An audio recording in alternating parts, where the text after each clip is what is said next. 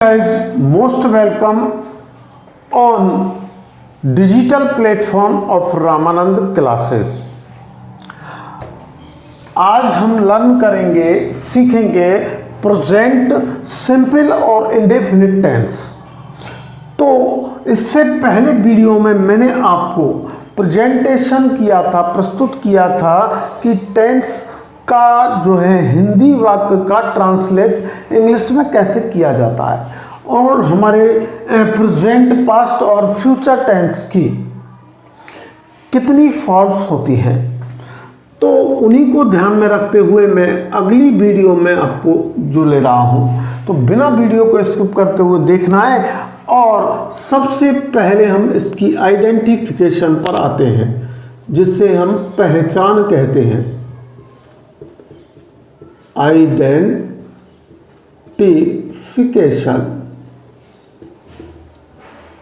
तो इस टेंस की जो पहचान है, अगर हमें हिंदी वर्डों से ट्रांसलेट करना है, पहचानना है, आइडेंटिफाई करना है इसको, तो इसमें आपको इस टेंस में क्या मिलेगा कि आपको सिखाया जाता है ता है, ती है, ते हैं, ता हूं इत्यादि शब्द मिलते हैं। बट हम जब इसे इंग्लिश के रूप में अगर वाक्य में पहचानना चाहें, तो उसके लिए हमें टाइम इंडिकेटर शब्द आते हैं। टाइम इंडिकेटर वर्ड आते हैं, और वो वर्ड होते हैं हमारे जैसे टुडे, डेली। तो ऐसे टाइम इंडिकेटर्स शब्द आते हैं। अब सबसे पहली जो मैं निम्न स्तर से ले रहा हूं, इसलिए हमको इस टेंस की पहचान देख ली। अब एक पहचान जो मैंने आपको इस नाम सिंपल रख दिया था कल, तो उसके लिए आपको अगर स्थिति बता रहा है, क्या बता रहा है, कंडीशन बता रहा है, किसी भी चीज की स्थिति बता रहा है, यानी क्रिया विशेषण है, क्रिया विशेषण शब्द है, एडवर्ब है, तो उस स्थिति में आपको इज, एम और आर हेल्पिंग वर्ब का प्रयोग करना होगा। तो दूसरी अब बात आती है कि पहचान के बाद आती है कि इसमें सहायक क्रियाएं कौन सी प्रयुक्त की जाएंगी। तो सहायक क्रिया यानी हेल्पिंग वर्ब,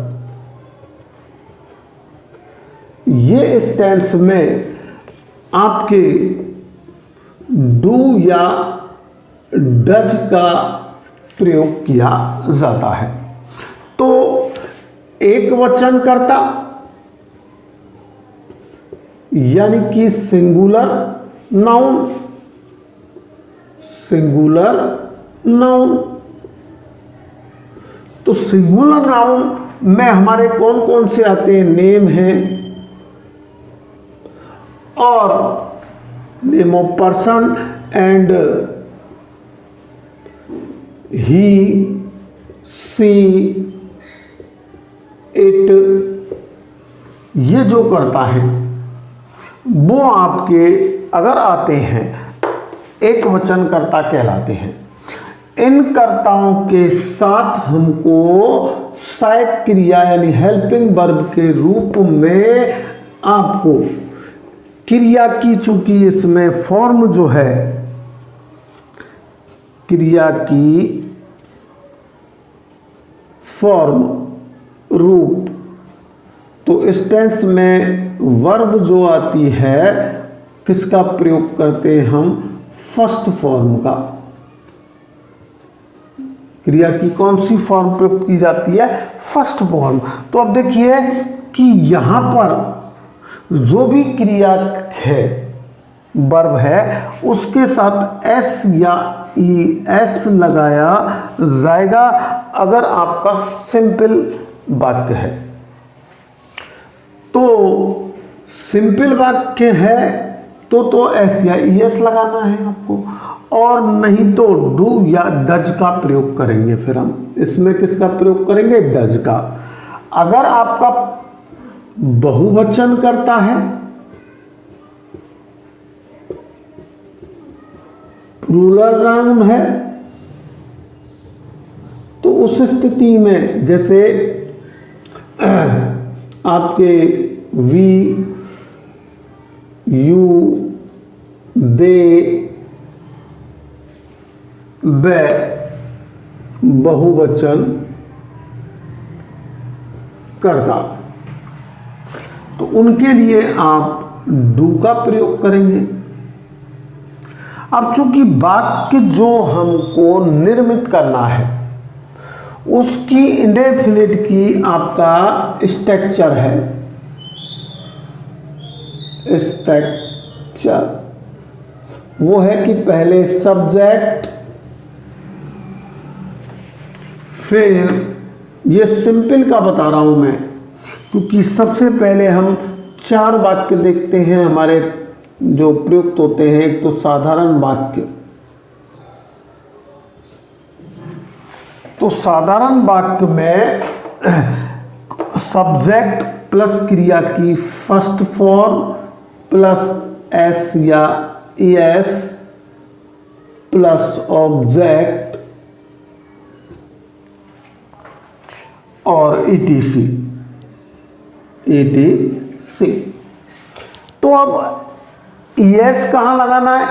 जिन क्रियाओं के अंत में, जिन क्रियाओं के यानी जो वर्ब है उनके अंत में आपको क्या मिले? ओ एक्स और आपको एस एच, आपको सी एच और डबल एस, सी एच और डबल एस मिलता है। तो कितने वर्ड हुए? ये फिफ्थ। अगर ये फिफ्थ वर्ड क्रिया के अंत में आ रहे हैं तो आपको एस लगाना है क्रिया के साथ, अन्यथा आपको एस ही लगाना पड़ेगा। आई होप यहां तक आप समझ गए होंगे। तो अफर्मेटिव जो सेंटेंस है उसका स्ट्रक्चर आपने देखा। अब एक वाक्य उदाहरण के रूप में ले लेता हूं मैं कि वे पुस्तक पढ़ते हैं। तो दे, अब देखिए पढ़ने का कार्य हो रहा है तो रीड। अब दे बहुवचन करता है, प्लूरल नाउन है, इसलिए आप जो है क्या करेंगे कि एस लगाएंगे। यस तो प्लूरल के लिए नहीं लगाना है, ये केवल सिंगुलर नाउन के लिए लगाना है।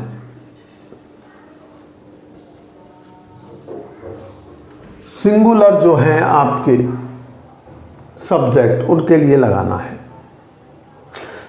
तो दे रीड बुक,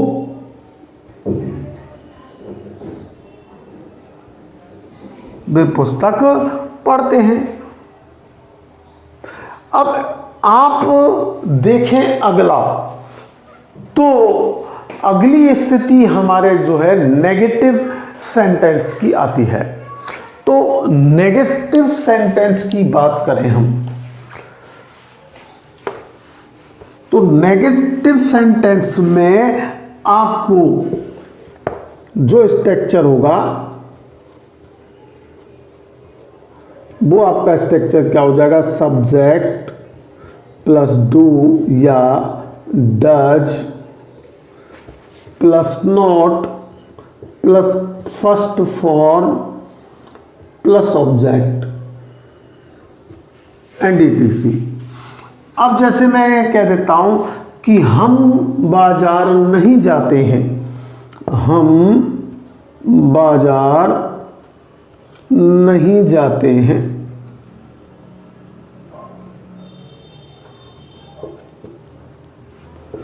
तो वी, अब वी कैसा है, प्लूरल, इसलिए डू का प्रयोग होगा। We do not go to market. तो इस प्रकार ये नेगेटिव सेंटेंस का स्ट्रक्चर हो गया। इसके बाद आपको आता है इंटेरोगेटिव यानी कि प्रश्नवाचक वाक्य का सेंटेंस का स्ट्रक्चर। तो प्रश्नवाचक वाक्य में आपको डू या डज पहले आ जाएंगे, डू या डज आपके पहले आएंगे, फिर उसके बाद सब्जेक्ट आएगा, फिर उसके बाद आपकी जो है वर्ब आएगी और उसके बाद ऑब्जेक्ट आएगा। तो इसी को देख लें कि क्या क्या मैं गाना नहीं गाता हूं, क्या मैं गाना नहीं गाता हूं। तो क्या शब्द आ गया, अब नहीं नया ले रहा है, सॉरी, क्या मैं गाना गाता हूं। तो क्या आई के साथ क्या होगा, डू आएगा, तो डू आई। अब गाना गाता हूं, गाने का क्या हुआ, सिंग, फिर ऑब्जेक्ट, गाने की क्रिया हो रही है तो ऑब्जेक्ट आपका सॉन्ग। तो do I Singh a song, क्या मैं गाना गाता हूं। ये आपका इंटेरोगेटिव यानी कि प्रश्नवाचक वाक्य बन जाएगा स्ट्रक्चर का। अब हम बात करें तो इंटेरोगेटिव और नेगेटिव दोनों से मिला जुला वाक्य का स्ट्रक्चर आता है। इंटेरो और नेगेटिव, तो इसमें आपको डू या डज प्लस सब्जेक्ट प्लस आपके नॉट प्लस क्रिया की फर्स्ट फॉर्म प्लस ऑब्जेक्ट। तो अब इसका ले लें, क्या हम बाजार नहीं जाते हैं। तो डू पहले आएगा, do we not go to market. तो इस प्रकार के 4 प्रकार के वाक्य आपके पूरे हो जाते हैं। अब मैंने सिंपल शब्द कहा और उसमें एक चीज मैं यहां लिख चुका हूं कि यदि स्थिति यानी कि एडवर्ब क्रिया विशेषण शब्दों का प्रयोग किया जाता है तो उस समय आपको सहायक क्रिया इज, एम और आर ही लेनी होंगी। जैसे मैं कहूं कि राधा एक बुद्धिमान बालिका है,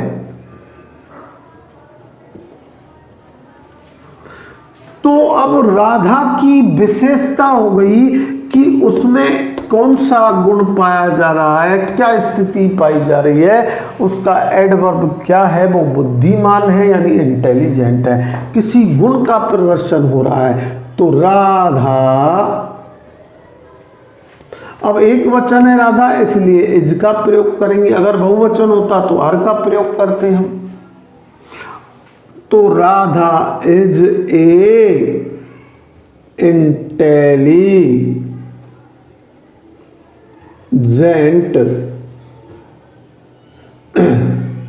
बालिका यानी गर्ल्स।